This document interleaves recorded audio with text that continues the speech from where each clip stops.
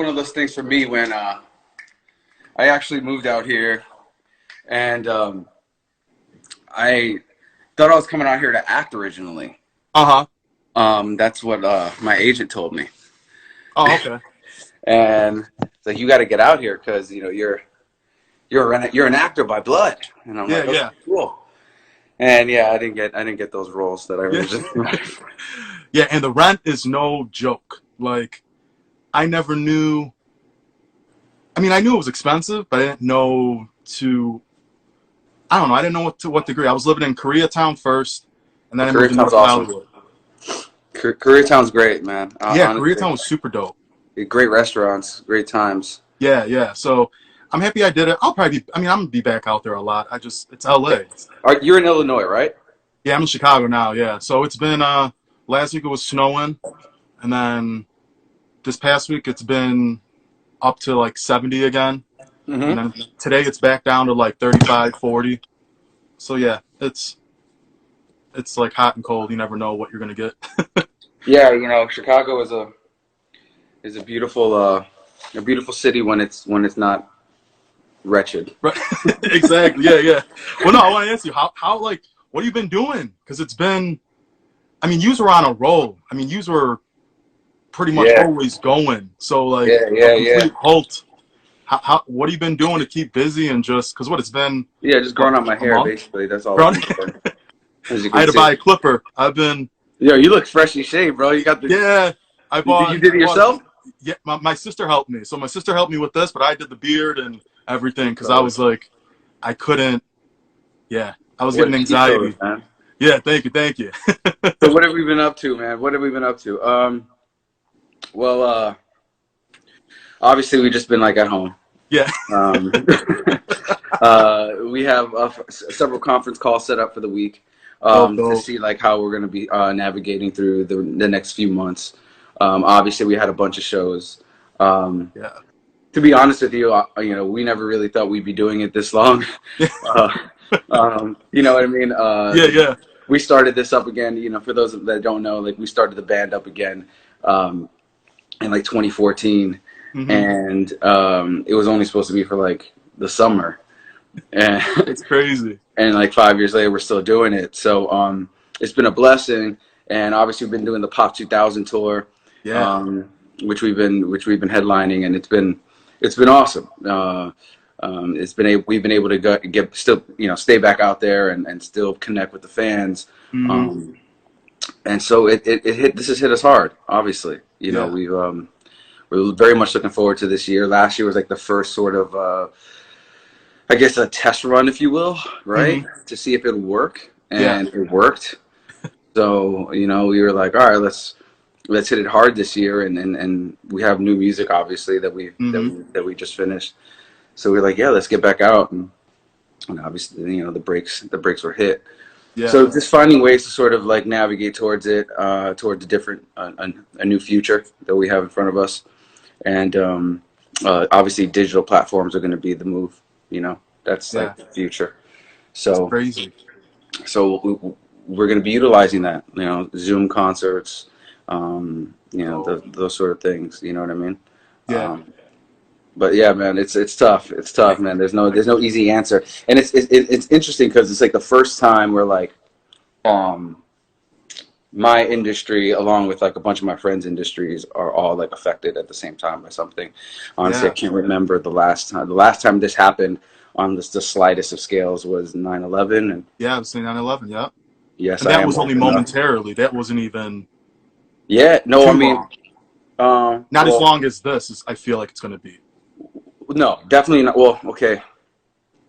The impact of 9/11 has been felt even till now. So like there were definitely effects, long-lasting effects, and if this one is bigger than 9/11 in terms of like the whole world shutting down, imagine the type of long-lasting effects it's going to have. After this time. So, yes, I am old enough to remember living through 9/11. Yep. I was actually a professional during that time, and I remember that our career definitely, took a huge dip in productivity during that time. And it didn't go away basically. Like You know, we still have those issues like way past 9/11. So, you know, that's what life does, right? Like life sort of just, you don't know. Yeah, you gotta be ready to hit the curveball. You know, and just live every day to the fullest, because you really don't know how. I never thought in my wildest days, like you said, I know 9/11, but I feel like 9/11, yeah, it's still with us, but because social media wasn't around, I feel it would be 10 times worse if social media was around. Like, I can't even imagine what. Like, could you imagine people videoing, like, in New York City? It would just be mayhem compared to, like, how it is now. It's mayhem because you got social media, which it's a blessing and a curse because, you know, we could talk right now like this, but at the same point, it's so bad with all the, you know, the bad info that's given out, the good info, you don't know if it's true or not, and then you believe it, or, you know, it's just, I don't know, it's crazy. But you know what's interesting is that we have truth seekers out there, right? That are constantly like, don't believe the media, don't believe the media. But you have so many like media sources that are so full of shit too. You know, so, completely. Sorry for the language, but like you're good. They're just as misleading as like mainstream media. So like completely, you have a bunch of people who are listening to mainstream media, and then you have a bunch of people who are like, no, screw mainstream media. We're only going to listen to the conspiracy theorists. And it's like everyone seems to be a bit misinformed. And 100%. And it makes things far more confusing, I think, for people to just navigate and see, like, you know, a light at the end of the tunnel. Yeah, because like myself, I've been second guessing stuff. Like, I'm like reading into these conspiracy theories. I'm like, oh my god, I'm like, no, Nick, what are you talking? Like, come on now. Like, I'm never using Microsoft again. Yeah. Just the stuff they're coming up with. I'm like, why am I even reading into this? Like, even slightly believing it?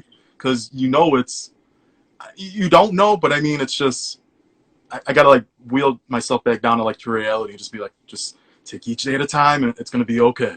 But yeah, I think one of the main things is like you got to filter through the noise, right? So like at the heart of it all is like your health, right? Because like this is a health issue, right? This is a global health pandemic, right?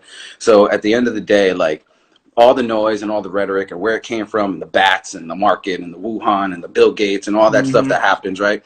None of that really matters right now. All that matters is that like every single person is doing exactly what they need to do to keep themselves healthy. Yeah. And that's not just like staying in. That's like staying in, eating the right things, getting nutrients, getting vitamins. You know, I went to this, you know, I go to the supermarket now. Everyone's masked up here in LA. Yeah. And you go down the aisle, and there's still like paper towels and toilet paper missing. And then you go to the vitamin aisle, and it's just like full of vitamins. Like it's full of like no one's taking probiotics. Nobody's taking vitamin D. No one's taking vitamin C. No one's, you know, and everyone. It's like, and those are the essentials you really need. But people are worried about, like you said, paper towels and toilet paper. It's like, come on now, like, or Clorox wipes. Like, come on, like, come on, people. You know, you could always jump in the shower and give yourself a quick rinse, and then it's it. It's done. Jump in the shower every 10 minutes if you wanted to, literally. Or people not buying soap. You see hand sanitizer gone, but like the soap aisle, I'm like, soap's better than hand sanitizer. Hand sanitizer is second up. Yeah, exactly. It's only like if you're out and about and you really need to sort of like reapply. You know, exactly. But if you're in the house, you really don't need hand sanitizer because you have soap. Like, I don't. But people are. That's how, like you said, the media is just misconstruing. I don't know. It's just. I still feel like we're in a movie and. It's a long movie. That's what it really feels like. But I don't know. I mean, we can talk about how bad it is all day long, but I also believe that there's some good stuff that comes with it too. And I just want to, first of all, I want to preface by saying that to everyone out there, I've had friends and I have people and family members of my own that have been affected by COVID-19. For all those people, this is not what I'm saying. This is a tragic thing. If you've been hit by it, I'm praying for you, and I hope that you find strength during this time. But you also have to look at the other side of like what's happening also, and there's like a gravitational pull towards like the things that actually really matter in our lives, and the family members and keeping up with friends and realizing how important and valuable that network of friends and people in your life are to have, and just reestablishing those connections. If you're into like being crafty or into being artistic or creative any way or work, if you're writing a book, anything, this is the time to do it. There's no excuses now, right? Give Like you notes. have all the Yeah. time in the None at world. all. You know, I know it's hard to find inspiration, but like if you can find that inner strength when you wake up in the morning, pop that coffee and like get at it, like you can like really like achieve some really cool things. So it's not all negative. It's, No, yeah, there's a lot of positive. There is. Definitely a two-way street. yeah. Another thing that's positive, I gotta be honest with you, is like girls on Instagram. Uh-huh. Like you're seeing a lot more natural girls. Like you're seeing a lot more like Yep. natural people. And I say girls in particular just because they're the ones usually like caught up with the filters and the makeup and thing. And it's really cool just to see like real girls' faces and be like, oh, that's how you look. Yeah, because half of the girls before this, you would just see the filtered face, and then you see them in person, you're like, that's you? They're like, yeah, that's. And I'm like, you don't want to say anything because you don't want to be ignorant, but at the same point, you're like, oh, okay, so yeah, it's all, you know, face tuned up, which I understand for certain things, but like regular girls, I'm just like, why? I just don't understand. Like, I could see if you're in the industry or you're doing, you know, you always get touched up on, you know, photo shoots or whatnot, but just normal people, I'm like, what? Why? Like, you're not, you're a, I don't know, a waitress. Like, why are you? You see people every day, so it's just interesting how. I think because they feel empowered, you know, and that's cool. I understand that, you know. I can definitely feel it right now, but I'm not using it. You know, like I just feel like it's really awesome to sort of like it's stripping people down to like who they really are, and I always like that. I always like getting like the realest version of people. Unfortunately, it's happening under these circumstances, but you gotta always try and look at some sort of positive spin on things to get through hard times, you know. Yeah. In my opinion. Yeah. Well, no, I wanna bring it all the way back, but even before making the band. Yeah. So like, because, you know, I feel like all the time you're all interviewed as one, so it's dope to like talk to you individually, you know. Yeah. How, like, what age did you know you wanted to get like in the industry? What was that moment in your life as a child? Like, hey, I want to do this. Well, it was like kind of like it was just like it kind of just called to me, honestly. Did it? Okay. When I was in high school, I had moved from New York City to Florida when I was in high school, and in midway through high school, and that was pretty tough because I had a huge like culture shock. It was mid '90s. R&B was huge at the time. R&B was like the main. It was pop music at the time. Yeah. And I had moved to Florida, and honestly, I had no friends. All I had was sort of like my Walkman, you know. Yeah. And I was just bumping like all sorts of R&B during that time, and I was singing in church leading up to this point. But it was a slow series of events that sort of like led to me music calling out to me. And in particular, sounds interesting. It sounds weird, but there was a humanities class that I was in high school, and this is like the first time that I had been exposed to the Beatles. Was during this class, and he had played like a video of the Beatles, like this documentary of the Beatles. And honestly, I had never even heard of the Beatles up until that point. Like my life was strictly like Notorious B.I.G., Nas, you know, like it makes sense. Boyz II Men, Jodeci, like that was like all I like, and gospel music. So so I got exposed to the Beatles and how like they impacted the world socially, and it changed my life forever. Like it changed like just the way I looked at like music and the power of music, and I got fully inspired to start singing again.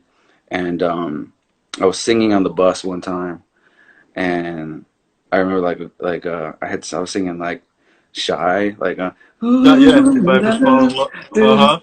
The very first time that I saw your eyes, your lips said hello. So I was singing that, right? And I remember I was in the back of the school bus, and this girl, sweet girl, she was like, all of a sudden it's like, you know, you have like the big, you know, like seats, right? Yeah, the big seats are big, right? In the bus, so all of a sudden, like, I'm staring at like the back of the seat, and I'm singing to myself, and I have my headphones on, and all of a sudden I see a girl go.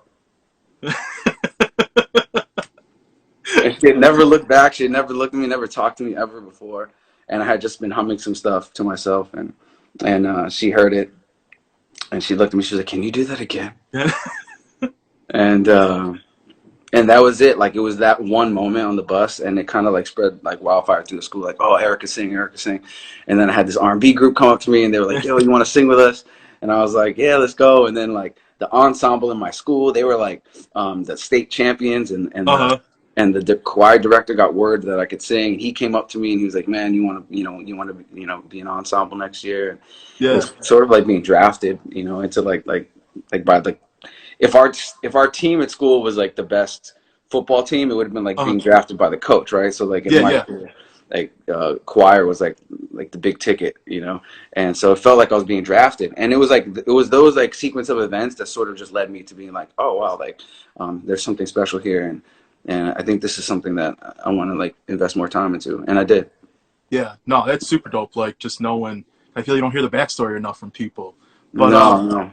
yeah, it's just not. But like, how does it still feel though? Like, you were really the start of reality television, like making the band. I mean, I remember watching that show.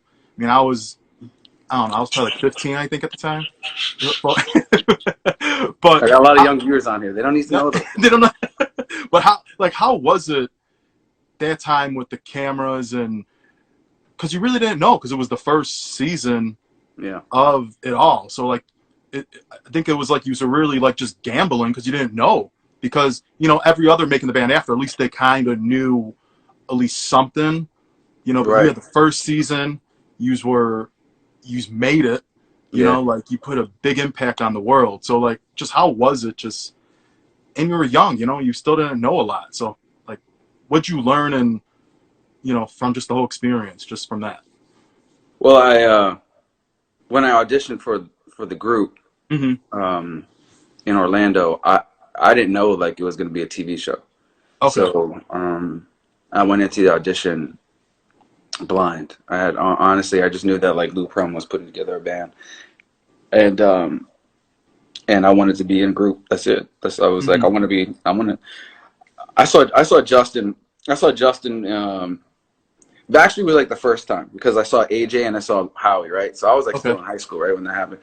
So when I saw AJ and Howie, I was like, oh wow, like I get a chance. I could do something right now, because like up until that point, it was the world was dominated by like R&B.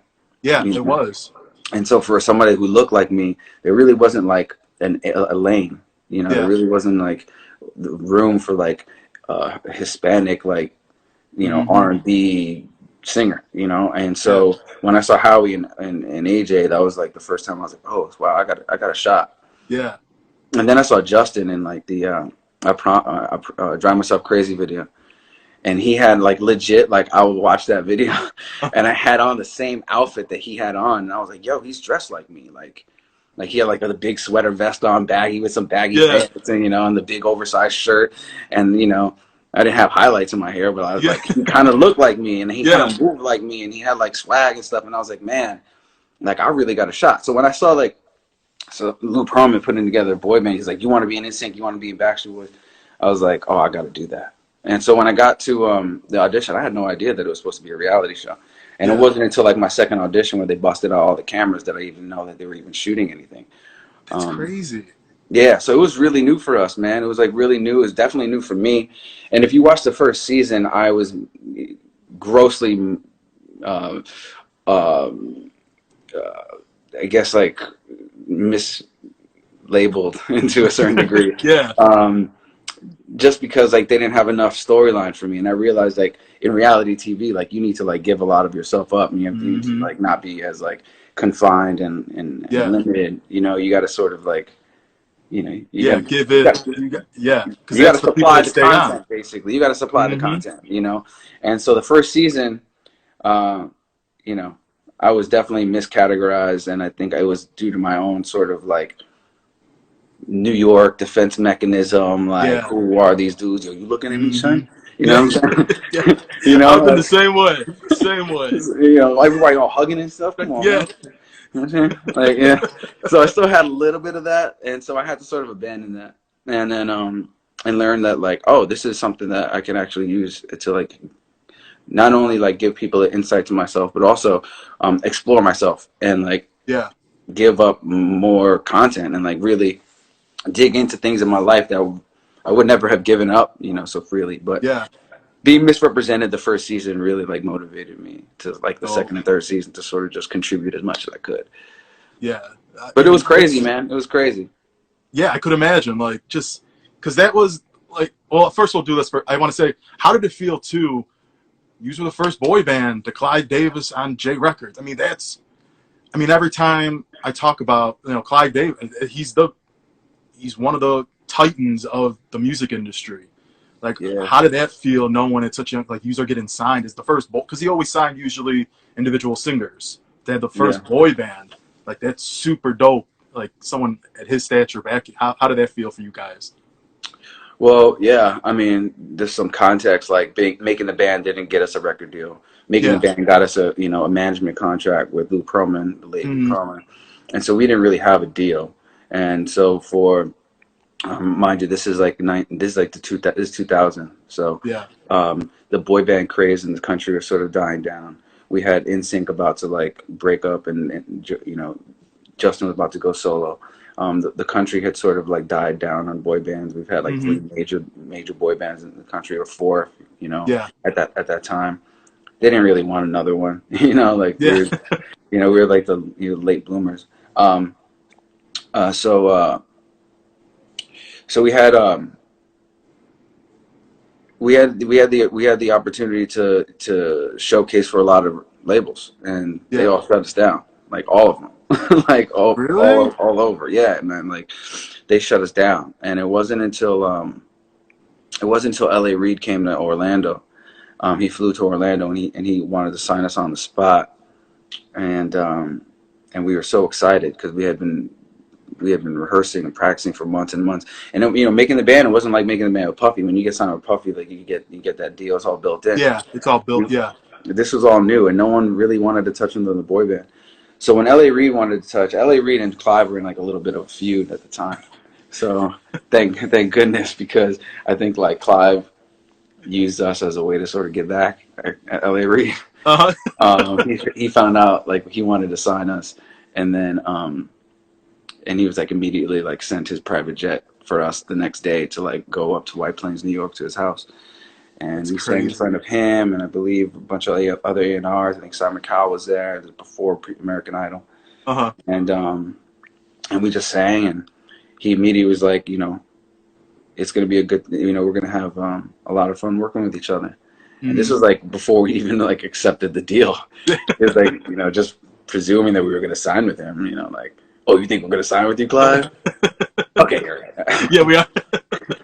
It's um, so dope. yeah, yeah. So we sang with him, and I remember he had like this big fruit plate, Uh huh. and me and Dan are at the fruit plate, Uh and I'm killing some strawberries huh.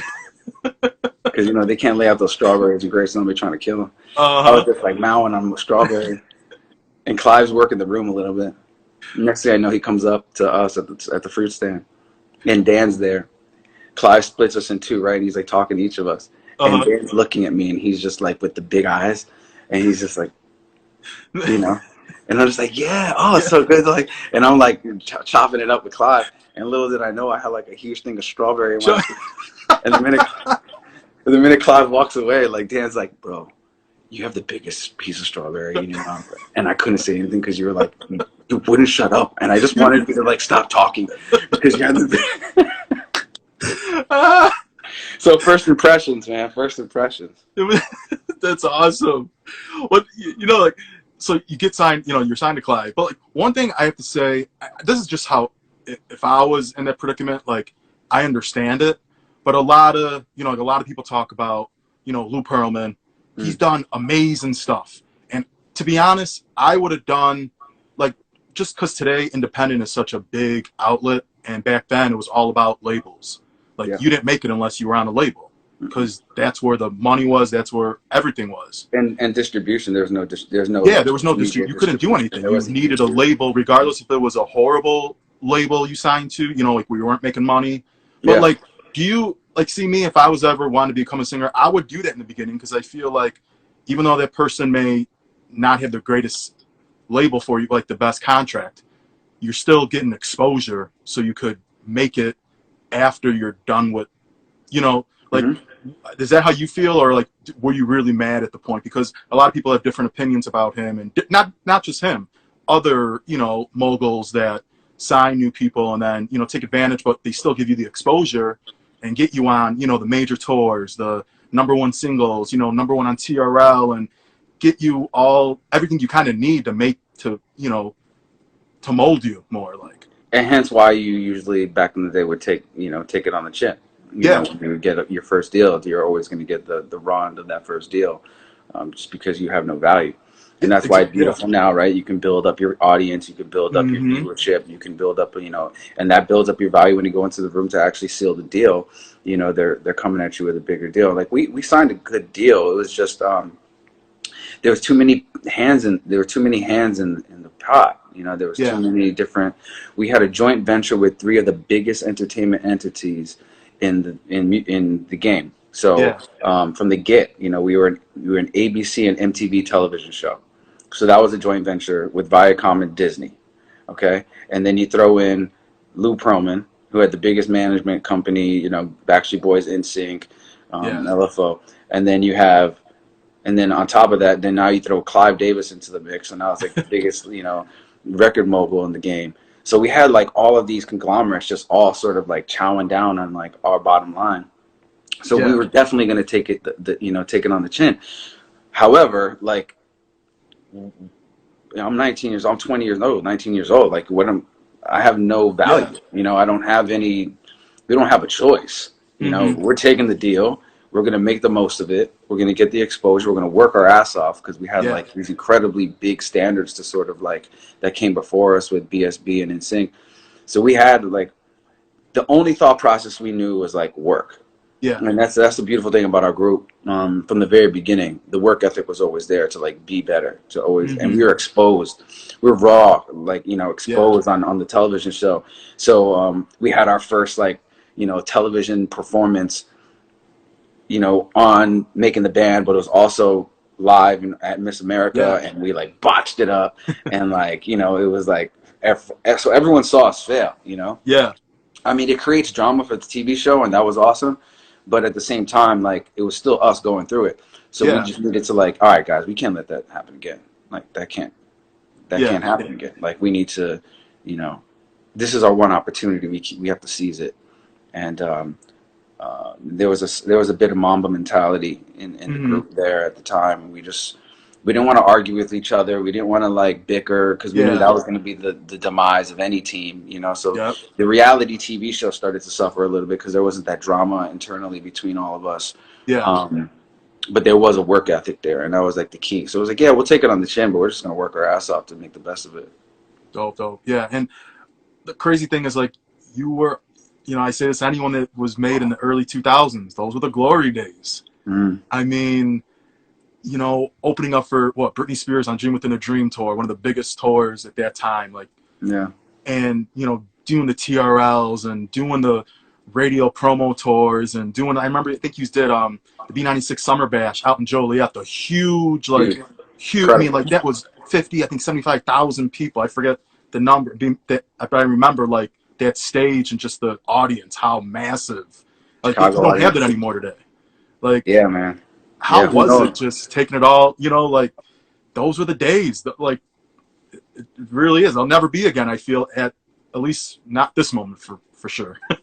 To get back to those days is never gonna happen again. And how big of an impact it was, right? So like, now you're exposed to so many. You can see live concerts at the touch of a button. You can see your favorite artist at the touch of a button. Just go to their Instagram. They probably put up a live, right? So there's all this, like, there's all this exposure now. So back then there was like no exposure, you know, so like, unless it was TRL and like whatever the label could get for you in magazines and stuff. But like, to get a piece of them, like, it's never going to be, it was never like the way it is now. So it's never going back to that. So I say that because when you show up at the live show, that energy at the live show is like unmatched, because like, they're starved for, like, they're starved to get whatever it is you're like giving them. So those were incredible days. I look back at those days fondly. Again, like I said, like, we were like the last group out of that, like, you were the last group. I call it the last band out of the box. That's how I call it. Like, we were the last band out of the box, and I'm just grateful that we had an opportunity to experience those grand moments. Yeah. You know, and touring with Britney was incredible. Touring by ourselves was incredible back then. You know, a lot of people don't know this, but we had a show on 9/11 in New York City. Wow. So we had just sang the national anthem the night before at a Wizards game. Michael Jordan was actually playing for the Wizards during that time. Awesome. So we sang national anthem with Michael Jordan in the building. I remember leaving that arena and driving towards up to New York, and we passed by the Pentagon on the way up. So we just watched. We were looking at the Pentagon. Got to New York, see the skyline, park the car, fall asleep on the bus, wake up the next morning, and it's like 9/11's happening, and the Pentagon's been busted up, and obviously the Trade Center's been flown into. So like there was like all of these like moments during that time that was like it was so impactful, and there were these real like this real sense of like things are going to change. But overall, like, you know, those experiences will never like leave, you know, and like I'm happy that I got a chance to live through them. But to be fair, like that was like sort of like the beginning of the end, you know, which is that time. But you know, it was fun. It was fun while it lasted. Yeah. You know? And we had and the fans have been so dedicated since then. It's crazy. How like still like connected they are to that time and how impactful that time was. You know, TRL was such a vehicle during that, right? Like it was the place to be. I mean, it was, if you made it on there, you made it. Like like some of our best moments, some of our favorite moments were hosting. Like hosting TRL. You know, we did that several times. You know, on our own too, which was cool. Like no Carson, no just us five. You know, those are always a blast. We love doing that stuff. That was great. And we always had a chance to like meet new, you know, cool artists at the time. So yeah, there's a lot to be grateful for during that time. It's crazy that we get to still do it off of just being in that little era, right? The little like few years. It shows how impactful those years were for us to be able to still do this. Yeah, like I always say, like anyone, it's just so dope. Like it's like you said, it's something it'll never happen again. But it was a moment. It was definitely a moment in time. Like if you were fortunate enough to live through it, you know, you should look back at and be very grateful you know that was a wonderful time, even if you were just living during that time. Yeah. You know, like life was good for the most part. You know, people were making money, music and entertainment was lit. You know, like, you know, and I miss the physical CDs. I miss the booklets, looking at liner notes. Yeah, who wrote them, the lyrics, you know, production, where you recorded it. Like me as a kid, I always looked at that. A lot of people didn't, but I always was like nosy. I was always curious, like, oh, where did they, you know, who wrote this? Oh, who produced this? Who co-produced this? You know, like, I don't know. I just was always interested in it. And you don't have that today. Like sometimes artists do put it on their website, you know, the credits, but a lot don't. It's just like, oh, here, you know, here's a single on iTunes, and you don't really know unless like they're interviewed or something and you find out, but it's not really broken down like it used to be. So no, man, there was something beautiful about the liner notes. It connected you with the artist. Now you have Instagram, right? So like now you do an Instagram story, you do a Genius like, you know, interview, and you get a little bit of get into like where the lyrics came from and you know, who wrote the song. But back then it was just the liner notes. Yeah. So I love reading, you know, I live with those liner notes. Those liner notes got like so wrinkled and like oiled up for me just like turning the paper. I just lived in them, right? And like whatever images they picked for the liner notes, those are the images that you had for that group.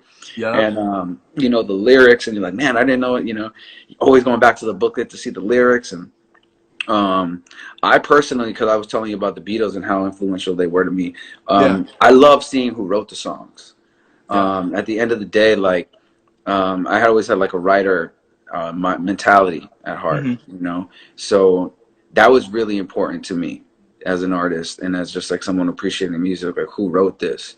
You know, like I would love like looking at the Beatles liner notes and it just being like, you see like P. McCartney, you know, or, you know, and just like next to like the, you know, see who wrote it, Lee Harrison. It's like, oh, like he wrote this. Oh, that's cool. So it's out of his, you know, especially when you have a group, you want to connect with different members of the group in different ways.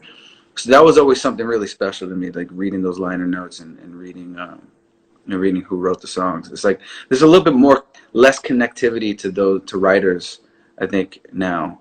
Yeah, We don't 100%. have that, you know. And at the end of the day, I'm always gonna like be on the writer's side. You know, Yeah. I always look out for the writers. I want everyone to know who wrote the song. When I listen to a song, people must hate me because whenever I'm talking about a song, I'm like, oh, that was written by my boy, blah, blah. Or like, oh, you know who wrote that? You know, and they're like, who cares? Like, no one cares. No one listens. No one cares. I do. Like, you know, I like to know like what genius came up with these genius ideas. You know. Yeah, that's hard. Yeah, I agree, and that's where the money's at. Sure, it was way more where the money was at a long time ago. Like even now, like it's tough. It's a lot tougher for writers. Yeah. You know, you gotta build up a big catalog into quantity, and then hopefully like hit some quality along the way so you can build up that quantity. But you really want as many works out there as possible to make some real dough in this business on that level. Or you just write to write because you love it. You know? Yeah, exactly. You do one or two, but if you, like you said, if you have build a good catalog, you're set for life, and you could still create more just because you love it.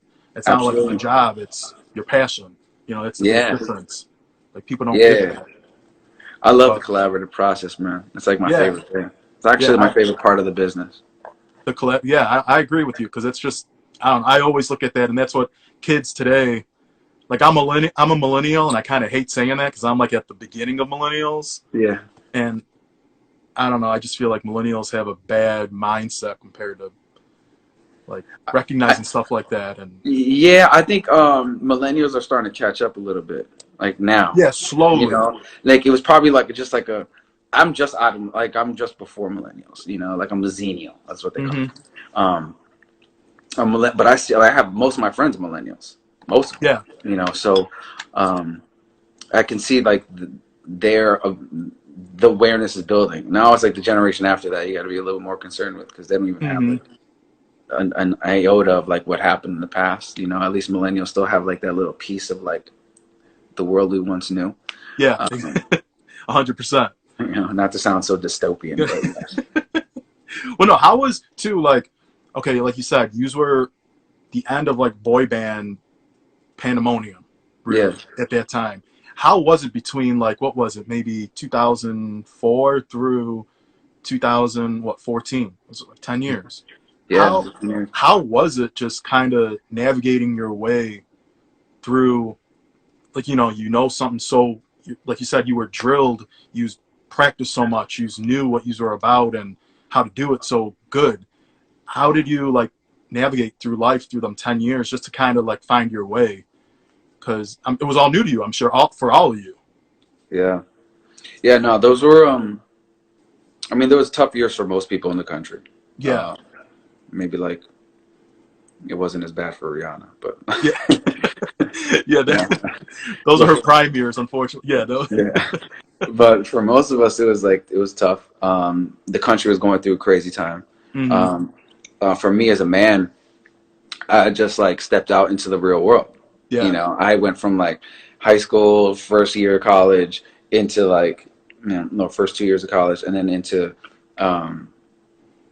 the band. So like when we came out of it in like into 2004, 2005. Yeah, I was like sort of lost. I didn't know like what else to do. I was just chilling. I was like beat, because we worked so hard during that time. And it was a little bit more than having like a label or having like a record deal. Like we had a TV show also, so it was like just constant. Like it was just constant work. And then you're with 4 other individuals, and like we're strangers still. Like we're still like new to each other's lives, and we're learning each other, and we're trying to develop at the same time as young men. Yeah. So it was, like, after, getting out of that, we were just starting to, like, what do we do now? What do we do now? And we all had like different aspirations, and I had a different team of people working with me than like the other guys had with them. So yeah, I came to LA, like I said before, just to start acting, and I was screen testing for a lot of stuff, and I was like making a lot of relationships with casting directors, and I had a real passion for it. I love telling stories, and I still do. But that was really like the start. And then a lot of odd jobs, dude, because after a while, like, that money runs out, especially in LA, that shit goes fast. Like So you have to like sort of like recalibrate Yeah. and sort of refocus. And yeah, that was interesting. That actually, to me, those are my formative years. Okay. Those are the years that I feel like are so necessary for me to move on to the rest of my life. Mm-hmm. You know, I needed that hard time. I needed that sort of soul searching. I needed those mistakes. You know, I needed those L's. I took a Yeah. lot of L's, bro. Like straight up. Like took a I can lot of imagine. L's. Yeah. You know, and you learn from those L's, man. You know, you learn from those L's, 100%. or at least like the strong ones do. And luckily, I had a great support system, and like I had friends and my parents, and they all like were looking after me. But I basically had to go back to the workforce and just like figure out like what I wanted to do. And to be honest with you, it was great. Like Yeah. now looking in hindsight, like Mm-hmm. if I would have known the whole time that everything was gonna be all right, Yeah. you know, like all right, don't worry, like you're gonna get a shot. You know, Yeah. Yeah. I would have been like more. I would have been a bit. I feel like I was courageous, but I feel like I would have like been a little bit okay with like just having those 10 years to Yeah. sort of like figure things out, knowing the outcome. But no, I had to do it. I had to do it the tough way in LA. Like you know, every like you know, there was a tough time there, like going paycheck to paycheck for sure. Um, Yeah. but you get through it and keep faith, you Mm-hmm. know, and spiritually in God and in myself and my work ethic. At the end of the day, it comes down to your work ethic, bro. Yeah. Like 100%. how hard are you willing to work, and and like how big is your ego? You Yeah. know, are you willing to? That's the problem with a lot of people in the Yeah, industry. they can't pass their ego. Mm-hmm. You got to get past the ego, bro. You got to allow yourself to like be humble, and if you got to learn a new trade or learn something else, like you got to do it. Like it's Yeah. you know, no one's gonna do it but you. Exactly. Yeah. Um, and to be fair, like work at being an artist is kind of like hit or miss, right? Like you hope that you hit. Mm-hmm. You know, you Yeah. hope that you hit, Yep. and and then if you hit, then you get paid. Yeah. But if you don't hit, you don't get paid. Yeah. So there was beautiful thing going back into the workforce because I show up in the morning, I work my ass off, Uh-huh. and then I get paid. Yeah. And it was like the first time like in years that if that happened. So that was I found like this beautiful like connection there. And I reestablished like, oh wow, working hard again means something. Like Mm-hmm. And you appreciate kind of every aspect because I feel certain artists don't see that side where they don't mhm. appreciate, like you said, their ego is so they would never even try to do something normal. Like, No. And I think there was a point in time too, like when I was like in my late 20s that mm-hmm. I realized like, oh, like being in the music game and being like in a group Yeah. was like my dream at like 14. Mm-hmm. Like that was a Yeah. 14-year-old dream, you know? And I did it, you know, like I did Yeah. it. So like, oh, I did that thing that I said that I was going to do when I was 14. What Yeah. about now? What about older Eric? What about adult Eric? Mm-hmm. What are your aspirations and dreams now? Like, what kind of goals are you trying to set for yourself now? Yeah, because they don't stay And the same, like you said. they can't stay the same. Yeah, it's not realistic at all. You know, those dreams are full of hormones Uh-huh. and misdirection. You know, Yeah, completely. It's like a whole different mindset. a whole different mindset. Now I'm an adult and I have like contacts and I've seen the world and I have all these great networking, all this incredible network of people that I Mm-hmm. know, and you know, I had to sort of like, you know, come up with a different dream and a Yeah. different set of goals and different mindset of like, all right, I was a singer, but I'm more than that. You Yeah. know, I'm more than just a singer. You know, I'm a creative, and at the heart of it, I love, like I said, I love the collaboration process. I love getting to Mm-hmm. the studio. I love sitting there and having nothing when you walk into the studio, and by the time you leave, you got like 3 songs, Yep. and you're Body like, of work. whoa, Mm-hmm. like these came out of nowhere. These did not exist until like we got together and did this. So those are, you know, that had to sort of like evolve, you Well, know. okay. Yeah, that's super. Like, I'm happy you said it because I feel like a lot of people won't ever admit to, what they had to do to, because there are pitfalls. It's not all peachy keen and, perfect. And, that's the facade that I feel like everyone looks at you all and be like, oh, they have the dream life. It's like, no, well, when you take a break, I mean, you have to make it, you got to make it work still. when you aren't all together. And that's not just as a group. That means any artist that could take a break or they have a downfall or something. Like, it's not, they're just, getting money constantly and living the good life. It's like, for some it works out that way, but there's other pitfalls that come along with that too. But I feel like a lot of them don't. No, a lot of them don't. And unfortunately, like they lose their focus, and then they're lost. After like that's over. And there's definitely a sense of that happened to me where I felt lost, and I did have to recalibrate and like reconnect and like find out like other things that really sparked my motivation. And at the heart of it all was the creative process and storytelling, and the impact that like certain mediums of art have on me, and respecting that medium and saying, all right, I'm gonna like attempt to do this, but you have to have respect for it. Like when I first came out to act, I was like, oh, I'm an actor, and I was like, nah. No, I have some raw talent, but I'm not really an actor. Like, actors really work at their craft, and it's a whole nother art form that you need to respect in order to be good at it. Just like songwriting, and just like stage performance, and just like singing and dancing at the same time. It's not easy. If it was easy, everybody would do it. Exactly. You have to really focus, and when you decide that there's what's at the core of it, like what's at the core of like what makes you you, then you realize like, oh, I have all these other options that I can actually like, I can actually make it work, attempt and make work. If like at the heart of it, you're a storyteller. At the heart of it, you love playing with color, or at the heart of it, like you like to write. Like whatever it is, like at the heart of whatever it is that you do, there's like a core there, and if you get to that core, then it's almost like an intersection. You could go in multiple different directions once you get back to that core, right? So singing was cool because it like was an outlet for that core, right? It was a core for storytelling, so I could sing and like tell those stories through that, right? So just getting back to the core, and listen, like we're forced to do that right now. Like, that's where we're at right now. Like facts.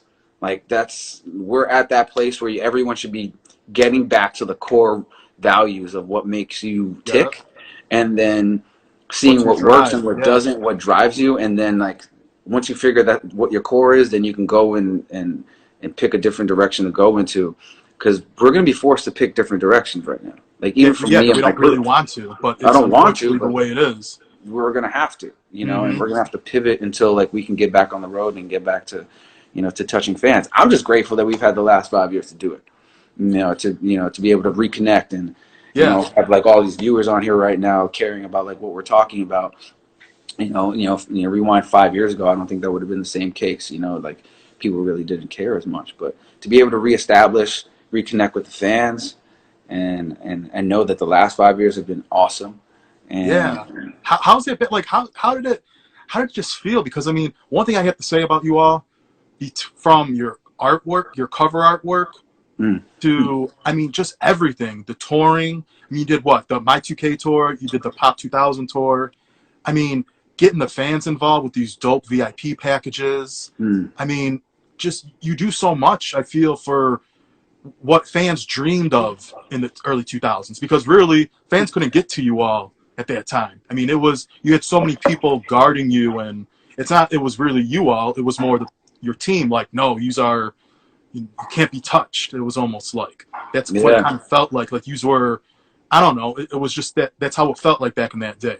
But now, like, to actually, you get to meet the fans, and you do, like, I think you have something you said to postpone, but I know you have it coming up still. It was like a big VIP package. I think it's 3 days in LA. Yeah, that just passed. Yeah. Yeah, like the stuff you had laid out, that's like a dream for a fan. Like to get to hang with you all. Like I think one thing was like all access. It was like you can hang with us everywhere, anywhere. Like what's ours is yours. Like you come on the road with us. Like it's so dope that you all did that. And like I said, your cover work from Lines and Circles and the OTown album, like super dope. Like just everything about it. I mean, the music's dope. I mean, was it hard to come together being independently? Because, it was a whole new ballgame for all of you. But you are executing it still so good. Thanks, man. Yeah, because a lot of people don't. And the merch is dope. I mean, the logos, I still love the logo of the O with the lines. Like, I think it's just super now, and it looks good. Like, like compared to before, I feel like stuff was so I don't know, just different. But It was now picked for us. That was the thing. It was picked for us. it was, You yeah, know? it was all picked for you. Where now So it's like super dope. yeah, thank you, man. Thank you. Shout out to Yeah, Dan Miller. Shout out to Dan Miller, OTown. Dan Miller, OTown. He's he went to school for graphic design, yeah, and him and I have always like really had a really great working relationship creatively with one another, creating music and such. And so I'm a visual artist also, yeah. so we see things a little bit more like each other when we hear a concept or hear something, like we'll mash up these ideas and these concepts visually and sort of, you know, it'll be a late night call or a late night FaceTime, and I'll be like, yo, I gotta hit you with this, and then like, damn, we'll go and like and start, and he'll execute it. Yeah. So it's thank you, man. Running something independently gives you those freedoms, and we Yeah. knew that we wanted something. This next wave, we wanted it to be us, and you know, it's also cost money to sort of like Yep. have all these other people do things for you every time you need something done. So for us, it just made sense. Like, listen, if we're going to do this, maximize our efforts and our time and our money. Hold on, Let's just want to let you know we have a minute. So when it does, I'll just call you right. I'll request you right back. Just let. okay, cool. So yeah, just yeah, thank you. So it was just independent, like working independently and being able to like hash out all these ideas and all these creative visual ideas that Dan and myself have. And obviously we listen to all the guys when it comes to the input, but Dan and myself are pretty much at the helm of that, and just sort of like hash it out, lines and circles. You know, I like to ride the universal wave. So like sometimes things come at you and you have to like look at the signs. And Yeah. you know, probably when we come back from this, I could give you like a little into like how that happened. Yeah. But really, it's just being aware of like signs. And a lot of times, God will just present these things to you, and you just gotta have your eyes open. And for us, like I try to do that all the time with everything we do creatively, and it's great to have guys on the team that can help. And we're back. Stupid. I wish it was longer than an hour. I don't get it. You see this right here? Uh-huh. It's that COVID tail right there, bro. I wish I could see. That's my. I never grown my hair out like that. I want to. It just. See, because you got to get past middle stage, bro. That's my problem. I'm like, yeah, but it's not faded hardly at all. It's so funny though. Yeah, you know, nowadays it don't matter because it's gonna grow in so fast. That's how it is. I literally cut my hair last week and I cut it again yesterday. So like 1 week, I was just like, it grows so fast. If I have to, I'll shave it all off and it'll grow back in a week. So when you get to this point, bro, it's like you don't want to cut it because then you get attached to it. You know? And you start doing this thing all the time. I got that sweet COVID mullet going on, bro. Yeah, that's why I want to grow it 1 year. I do, and like you said, you got to wear hats to kind of guide it to. Oh yeah. Like to keep it going. See, like look, this is what we're dealing with here. I mean, it just keeps on growing. But now I'm just like growing it, bro. I don't care. Hey, why not? Yeah, and like you said, this time you have nothing really holding you back to grow it. So. No, man, I would have kept this, but I just grow such a disheveled facial hair. It's like, I could keep mine low cut. I can't. Yeah, but you can grow a beard, man. If I grow a beard, I would definitely have one right now, but I can't. It just grows all patchy and like piratey. That's how mine is though. When it gets longer, I have to keep. Like if you see me like 3 weeks in with no shave of a beard, it looks like people like grow it out. I'm like, no, it looks retarded. I'm like, it looks goofy. Like I would never go out of the house looking like this. Like I ain't never seen you not clean, tapered. Yeah, I seen like that immaculate. It's like honestly, I feel like I could bounce a quarter off your joint right now. I just bounce right back. You know what's so funny you say that? Because so many people. At one time, I went to a Halloween party, and I had like the Pauly D blowout. Yeah. And this girl, I don't know. This is a girl I wasn't even talking to. She just walked past and grabbed my hair and tried to rip it off. And I was like, "Yo, what are you doing?" She's like, "Oh my gosh." She's like, "It's not a wig." I was like, "No, it's not a. I mean, you don't just grab someone's hair." Shorty, you need to not drink no more. You need to like drink some water. Yeah. If you're going up to a random person's head and trying to rip their scalp off their head, you've had too much to drink. That's what I felt like. I was just like, yo, like, what do you do? Like, how do you know this isn't my hair? Like, does it look fake? She's like, well, look. She's like, I don't know. She's like, I was walking past you and it looked I knew you were Pauly D because you like looked like him because you. I That's knew what I you were was for. Pauly D. Yeah, for Halloween. It was like that year. It was like early 2000s, and I was just like, damn. But she's like, but your hair looks good. I'm like, well, thank you, I guess, but Duh. thanks for trying to rip my hair out of my head, like whatever. But yeah, that's my Dang, man. pet peeve. My hair. My hair, my lineup. Yeah, it's. I know, bro. I see you. I see you, man. You come to the shows. I see you, man. Coming to the VIPs, man. Listen, yeah, thank you so much for having me on, man. Thank you so much. This talk was awesome. You know, we Yeah. talked about VIPs and that experience, and I just wanted to just retouch, like, you know, those VIP experiences and what we do with the fans. It just mean a lot to us too. Yeah. You know, we've been able to reconnect with uh with all of our fans on a really intimate level. You know, I know a lot of them by name. I talk to them. You know, They travel. they Like travel. They travel like the whole everywhere. tour. Like they'll go with you, but just not with you, but see you in every city at every venue. Like And they it's almost like competitive, yeah, because if they don't, like, they get mad. Like, we'll have like limited VIPs, and like everyone, you know, they're like sort of like, it's like a supreme drop. yeah, You know, like once we release them, they're gone like in moments, right? yeah. So it's competitive between them. They're like they get mad when they can't like buy all the VIPs up. They get mad when they can't get multiple VIPs, or like they get upset if they don't have VIP for this one show on the 3-day run. You Yeah. know, and God bless them. They support us, and they've been there, and they're advocating us on Mhm. Instagram, and people are like, yo, why you still like that old boy band and stuff? They're like, you don't understand, and like, you know, Yeah. they fight for us, and it's, you know, and I see it all, you know, and it's just like it's just so cool, the impact we've been able to have on their lives, and how they've been able to impact our lives, because, Mhm. you know, like you were saying, like it was different back in the day. You Yeah. know, now, you know, one of the big differences was like most of our fans were like 15. Yep. You know, most of them were like 12. You know, Mhm. I have pictures with girls now who have kids, and I have pictures of them, and I had them, like, I was holding them up, Yeah. you know, in the picture.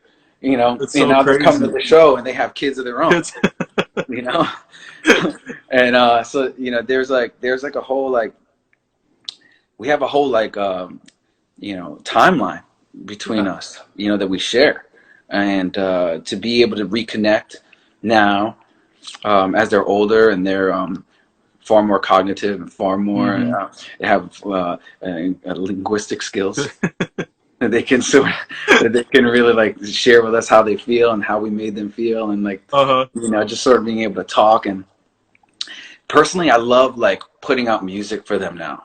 Yeah. Whereas, you know, before we would put it out and like they loved everything. Mhm. It's really cool to like put out our own music, stuff that we've written on our own, and then see what people gravitate towards, what songs, and why they gravitate towards those songs, and Yeah. how it impacts their lives now. They're dealing with loss, or they're, you know, this is their kid's birthday, or they got Mhm. married, or like, and, you know, a lot of people lost their virginity to like All or Nothing. I get it, Yeah. but to be a part of like your adult life now, and like still like impact you with our music, that really means a lot. You know, as a creative, that's what you hope to have happen. And so like now they really dictate to us like why and how, Yeah. and a lot of that happens in the VIPs. You know, we get to connect with them, and yeah, it's just, I'm really, I don't want to be damper, but I'm really sad that I can't really be with them right now. It sucks. It's Yeah. like this. We're ramping up right now. This is like we were getting ready to sort of hit them hard. New music, new tour, Mhm. you know, a new set. You know, it's just like, bringing back old songs, bringing back newer songs that they haven't heard live before. Yeah. We had so many really cool plans for this year. I really hope that like towards June and September, that in some states we'll be able to go back out and do that. Um, but yeah, I'm supremely bummed that we. Yeah, I could imagine because that use. I'm telling you, like I follow a lot of artists and how they do VIP packages, and some VIP packages are, I mean, horrible. Sometimes, I mean, but you are like like I said, it's the dream. Like to that is so dope that you do. Like you said, how people follow you and just it's so dope. Like I think you're one of the best groups, artists, period, that really are involved with the fans because I feel still artists today, their egos are too big, like to try to be cool with their fans. Where it's like, well, no, you're a fan, you know. Where it's like, no, you're kind of like a friend. It's not just a fan. You're a friend. I've built, you know, and that's what I don't like about some artists. It's like, yo, just come on, bring your ego down a little. You know, they support you. They're the number ones that support you. It's not no one else. And radio play and stuff like that, that don't matter too much today as much as like your diehard fans that, you know, they make who you are today. It's not Yeah, really... I think it's far more important to be that connectivity, right? That like that really meeting on like a whole on a visceral level rather than on like on just sort of like this, you know, empty sort of like I'm over on this side of the rope and you're on that side of the rope sort of thing. For also like it, other artists are real different, you know, and they have like, you know, they hit a larger audience, so like a lot more. There's just a lot more people, and we have like a large audience. Just it's a bit more concentrated, I would like to say, and we've been able to sort of grassroots grow with them. So it's almost like impossible for us not to have a certain level of connection, because when we came back in 2014, 2015, we were only performing for like 200-seat venues, like, you know, like it was like very intimate. And I think that was one of the dope venues I seen you at in the beginning. That was but those are Chicago. awesome. It was like in the suburb, but it was super dope because it was intimate. It was, I love those. Connected. Yeah, they're so much better than bigger venues. And no, it was great. I mean, to do those and then to connect and then obviously grow with the fans, and then obviously we done Rosemont a few times, and those were bigger shows, you know.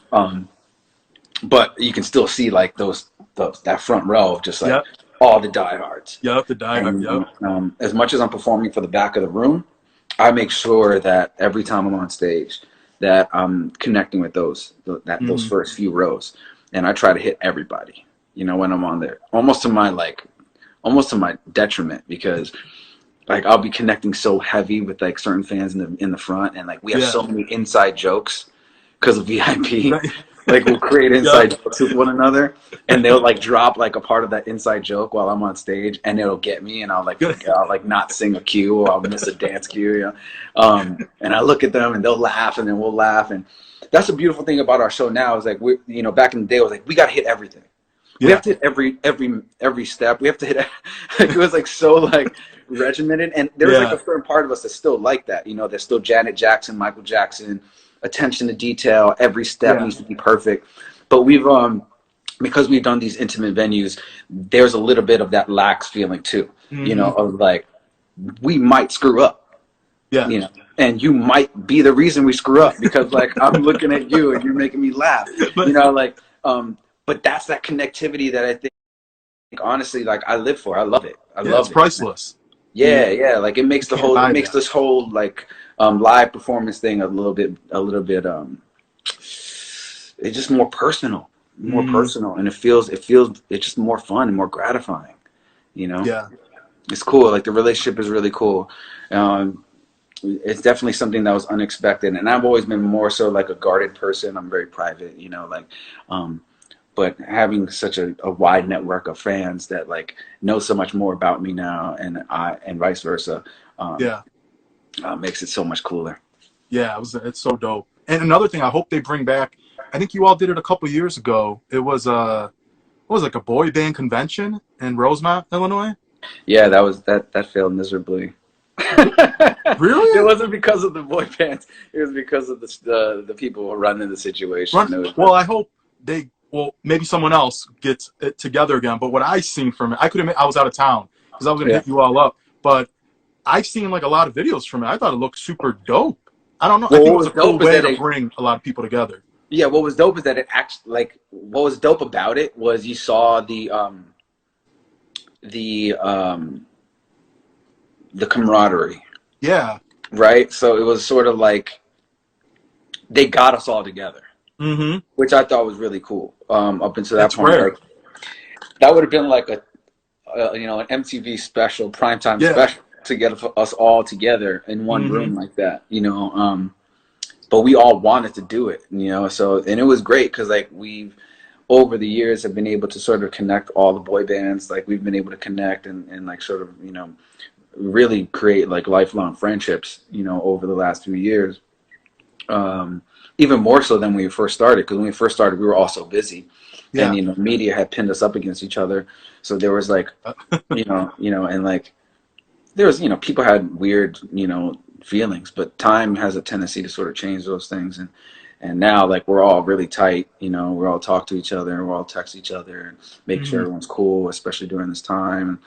And the convention would be dope, man. If we could pull it off again, that Yeah. would be fit. I love hanging with those guys, the Backstreets and the NSYNCs and the 98s, and we all we all have a really deep appreciation for what we all do, and there's a small little fraternity of us, so we're a lot tighter now than we Yeah, were. like you said, because everyone was trying to put you against each other. It was, and you had that mentality like, oh, they hate me. Oh, I'm gonna get them. It's like that's just how they had you all. I feel It that's was just how also it like was. proving. It's also like proving, Uh like huh. for us, we had to prove, and Uh every huh. group had like that person that came before them. They had to prove. Mm-hmm. Backstreet was new kids that they wanted to come in and prove themselves, Yep. and then NSYNC had to prove themselves, and 98 had to prove themselves because NSYNC, because they were great dancers. 98 had to come and have hits, and then for us, we just had all these guys coming before us, so we had so much to prove. Yeah. So it was like that chip on your shoulder, and you don't want to get too friendly with the opposition, because you see them as opposition. Uh huh. But now, like you said, like that time period is very special, right?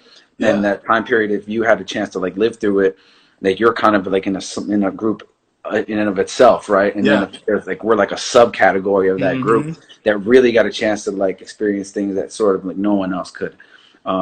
So we get together, remembering TRL, remembering like just being on set, remembering all the moments that we saw each other at these shows, and like remembering all the different weird concerts that we were like doing together, and Yeah.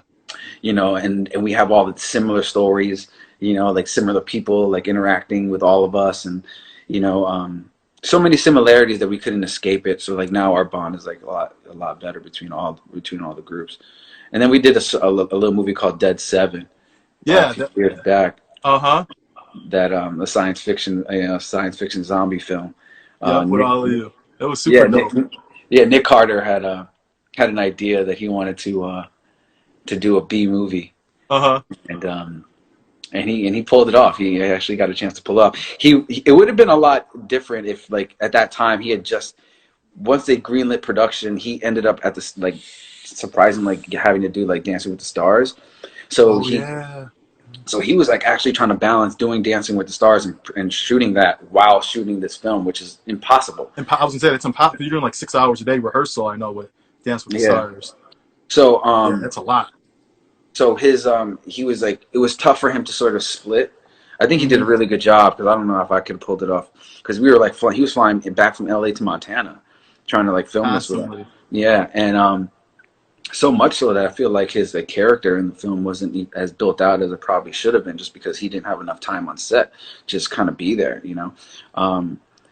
And but it was really dope because when I first came to LA,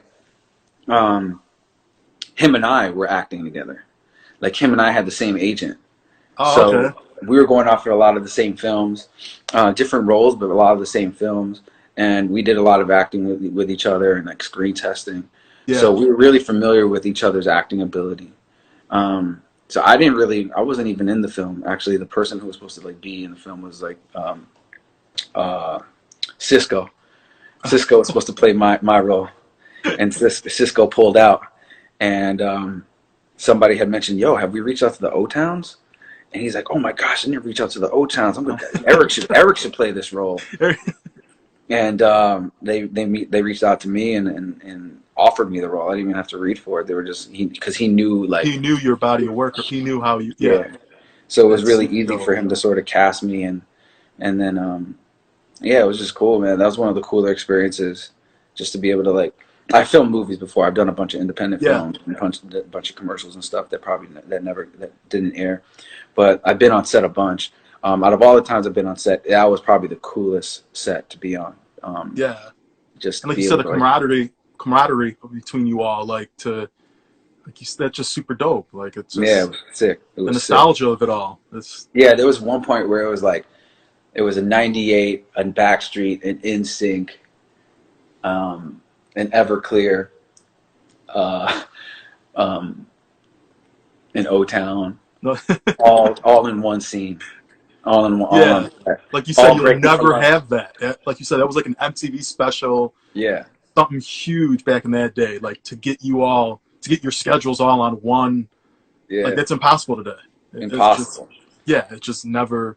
I mean, you can make it happen today because we're all on, you know, Instagram. Yeah, you can make it happen like that because everyone's not doing anything. But when Right. everyone's working, it's like, no, it No, ain't. so and then to split like weeks, to like film a movie and everyone get on the same page, and it's not like we're getting paid like our massive quote for this. Yeah, Like yeah, it was more like let's just do this, and yeah, there was this sense of like let's just have fun, like let's just yeah. make this the most fun possible and play pretend, Hmm. you know, which honestly You have to sometimes. I do for free. Yeah, The fact that I get to get paid to do it is like a bonus, but I do it for free just because like I love playing pretend. It's awesome. yeah.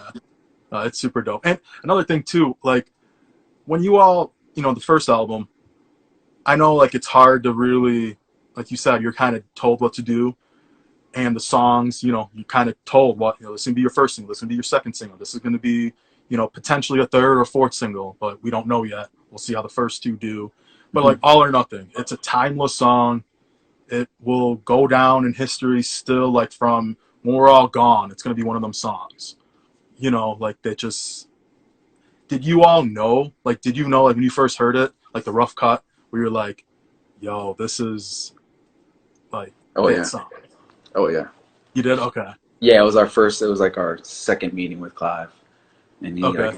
and at this point he had like a makeshift office at the Waldorf Astoria in New York. And he had the penthouse, it's like all gold trim everywhere. Oh my It's just God. like the gaudiest of gaudy like suites and penthouses in like New York City. And we go up there and like I remember like we um, we walked into this office and he was like, "Oh, excuse me, guys. This is Teddy Riley. He's just leaving because we just finished having a meeting and like we're like cross paths with Teddy Riley as he's like leaving and we're like, oh, this is crazy. Like this is like the Yeah. first." Clive and Teddy Riley. That's Shout out to Teddy Riley. He was just he just did the verses yep thing. with Babyface. Yep, that was Yeah. dope. And so we walk in and then like it was like crazy and like he played us and then we're gonna go listen to some music. He played us two songs, and the first song was Liquid Dreams.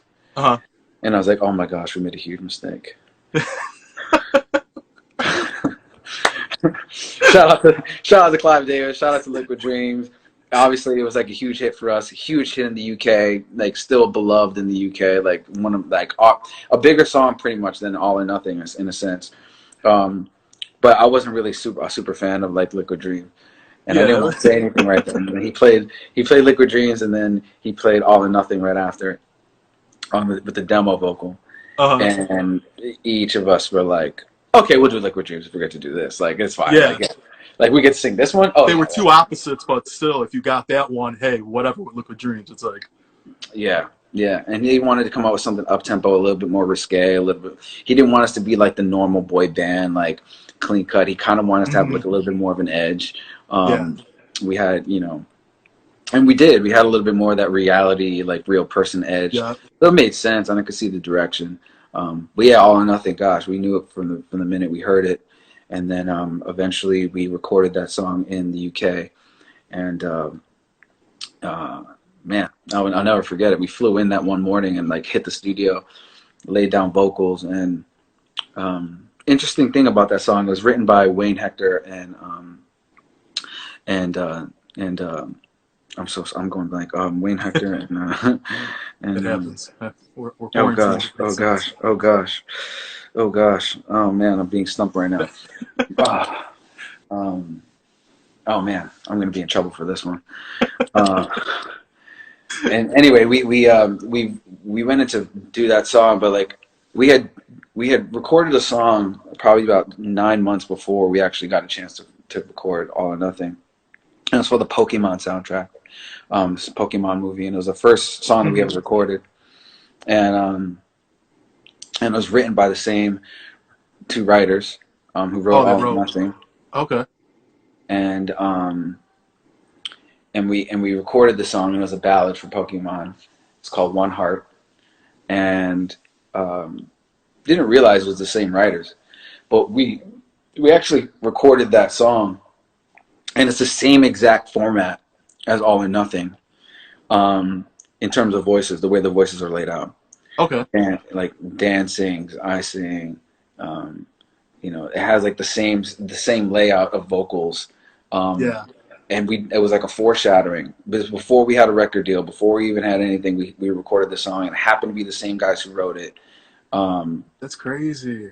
Yeah, and then we ended up obviously going to the UK, and then like when he was producing the vocals, it was just like he laid out the vocals the exact same way without even like, we really didn't like, it wasn't like, oh, I'm gonna make this like One Heart, because we didn't even work with him. He didn't produce those vocals for One Heart. Yeah, yeah. It just it was like this weird sort of like foreshadowing of what was to come. But yeah, All or Nothing, man. What a song! If it wasn't for that song, we wouldn't be, you know, touring right now. Yeah, I was gonna say, like, seeing that live, it's like chills every time. Like seeing when Dan starts and then you get it, it's just like, and it's just like one of the you have to see it live. Yeah. I feel like if you're a fan of that song, yeah, the album track, it's dope. Don't get me wrong, but to seeing it live, it's just like a whole, and it brings back the nostalgia. I feel like, because they don't. It's hard to make a song like that today.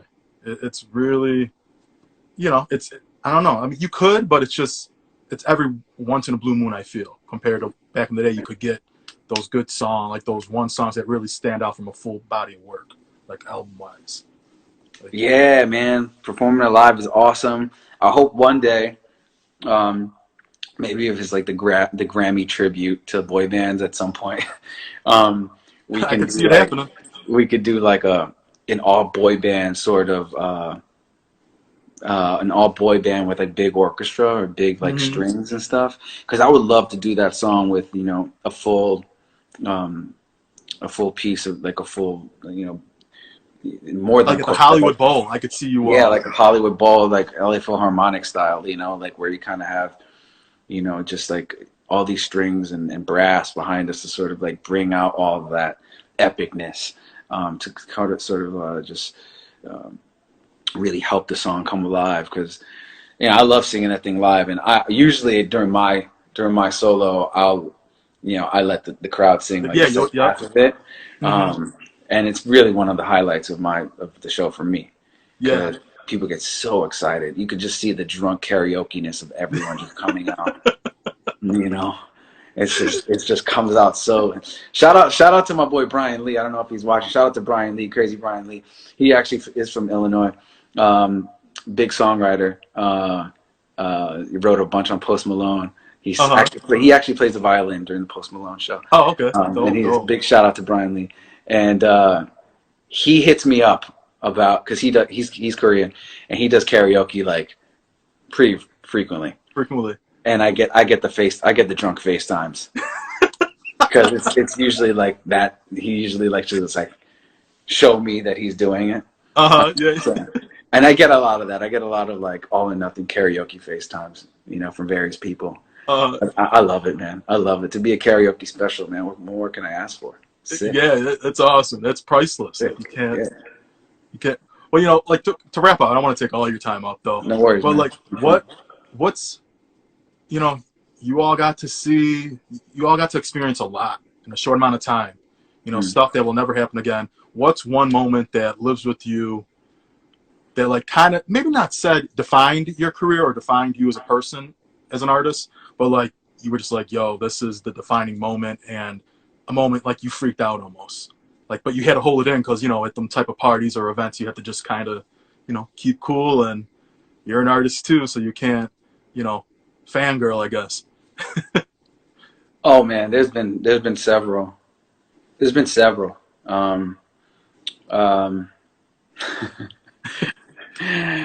Well, we were supposed to be in Zoolander, so that was crazy. And then one time I went to a Puffy party, and I remember I was like, I'm actually really new to the business at this point still. Yeah. And I walk into the Puffy party, and then I see Usher, and Usher's like, yo, come here. And I start hanging with Usher, and we're talking and shit. And then, and like him and I finish talking, and like I walk away, and as I'm walking away, I bump into Ben Stiller, and Ben Stiller's there, and he looks at me, and he's like, what happened, man? I thought we were supposed to work together. And I was like, You're Ben Stiller. You, you know who I am? You know? Like, these moments are just sort of like, it's not like, it's like, me? That's crazy. Like those little moments, Will Ferrell did like a little joke during the TRL one, during MTV VMAs once. And he made a joke about OTown, and it was at the end of the show, and we're like, everyone's exiting, and he's walking up the aisle, and he's like passing by us. I'm like, Will, and he's like, guys, I just wanted you to know I love you guys. I'm giving you more press, man, because you guys deserve it. And it was like these little moments here and there that just sort of like punctuate, like, oh, we've arrived, and as novelty as our band was back in the day, we made impact every once in a while. Yeah. You just got to experience the VMAs when they were good, like. Oh, bro. The priceless VMAs, like the priceless of all priceless VMAs, I was at, bro. I saw the Britney striptease, bro. That's what I'm saying. I was there during the striptease of Britney Spears. And I remember Jacob. He was a little bit more rebellious back in the day, and he wasn't like necessarily like a pop Britney fan at that point. And she comes out on the thing, and then all of a sudden she like takes off the strip. She goes to like do the striptease thing, and I'll never forget. I was watching. Oh, sorry. I'll never forget. I was watching it. Oh, you're good. And it was like a natural sort of like synchronized timing. We were both at like two ends of the aisle, and she like she strips off, and all of a sudden like I look down at Jacob, and Jacob looks down at me at the same time, and we had this look of like, is this happening right now? That was impactful. That was like one of those moments that we knew at the time that it was going to be like an iconic moment. I think I was actually the same VMAs that like Puffy and J-Lo walked in, and J-Lo had on the all white with the white bandana. The white with the bandana, bro. That's what I'm saying. Those, I still think to this day, every VMA, I don't care what any MTV executive says, it should be at the Radio City Music Hall, or what's the Opera House it's at too. What was that? It switched off like every year back in that day. Yeah. It was either Radio City or I forgot the Opera House, what it's called. But those two places. Radio City is just like, when they say Radio City. Yeah, it's hands down. It's just priceless. Like, you can't buy the moments. You can't live them again. It's like, I watch them on YouTube and I'm just like, dang. Like, I remember watching that because at those times, that's before YouTube, and you made sure you were there Sunday at 7 p.m. or 8 o'clock at your TV, like waiting for the red carpet to happen. And, the red carpet's right on the side of Radio City. I mean, it was priceless. Like, those are the moments. Like, I was like, dang, just to be like how you were there, like to be there, to experience, like to see that live. And now to see it on YouTube, like just like the priceless moments that we'll never get again. Because VMAs, I mean, they're dope still, don't get me wrong, but it's not what, I hate that they're in arenas now. I wish they were still in theaters. I think it was more intimate, the more priceless moments with the huge, like, what was it when NSYNC, like Michael Jackson popped up, that like for pop, that was like, you don't get that, when Diana Ross came for Little Kim and, tapped her boob, like, it's just stuff you'll never see again. It was also the impact, right? Just because like we're inundated with like all sorts of content constantly.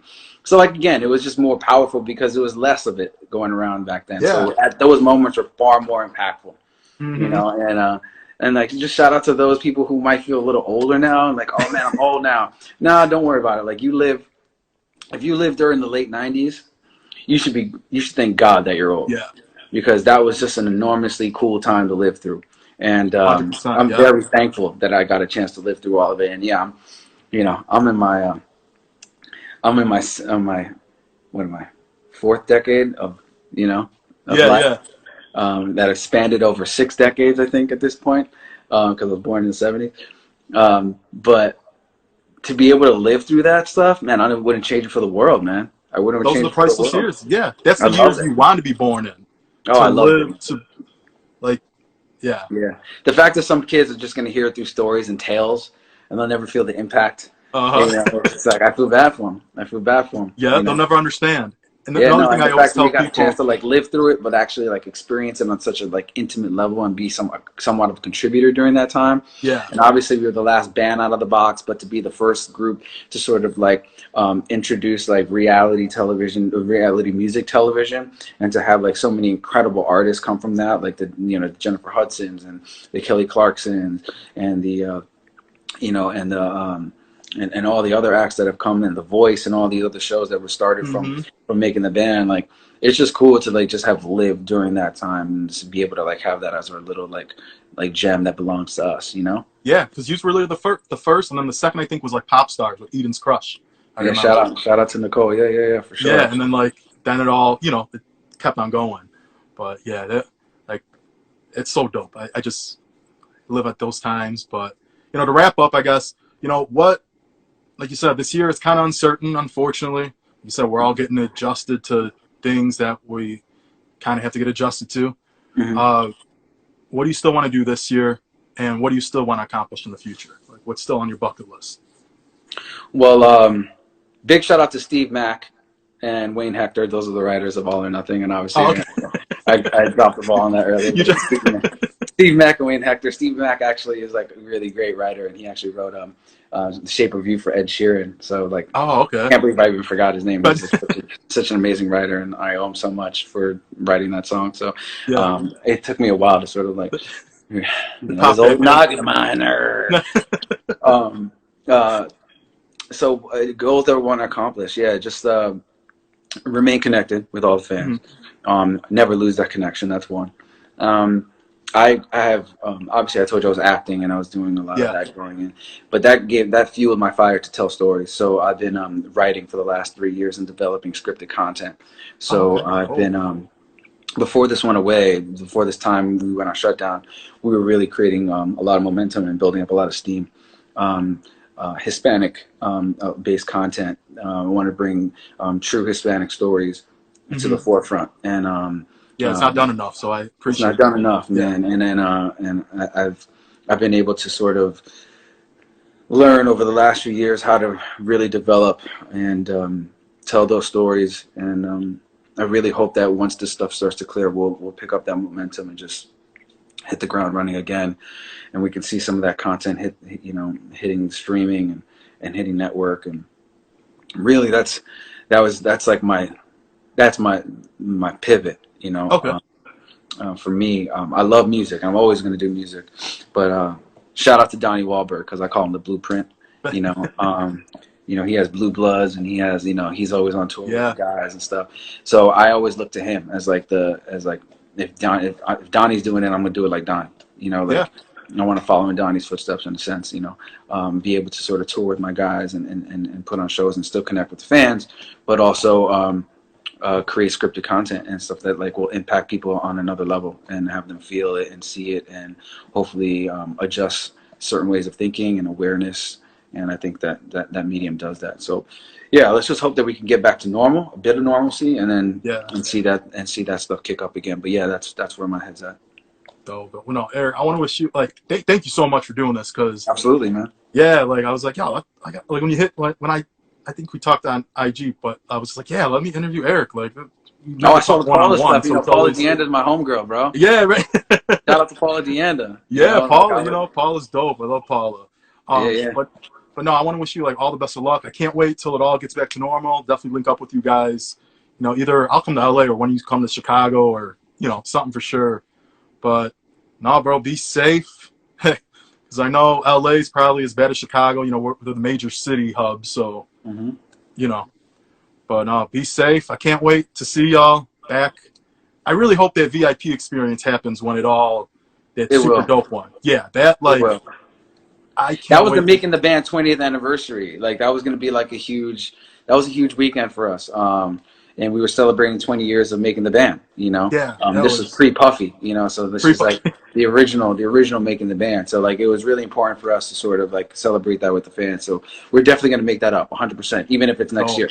Like we're going oh, to do it regardless. Like I just we have to celebrate that, and we have to do it with the fans. We owe it to them.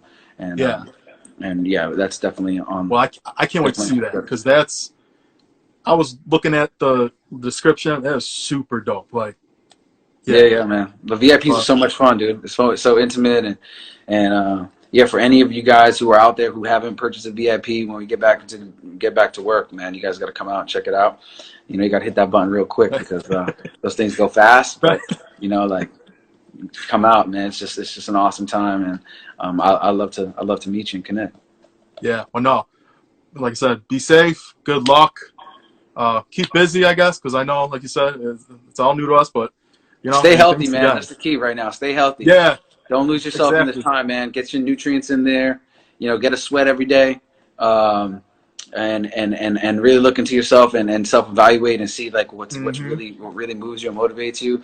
And who cares if it's like learning an instrument or learning how to paint, learning how to draw, learning how to write.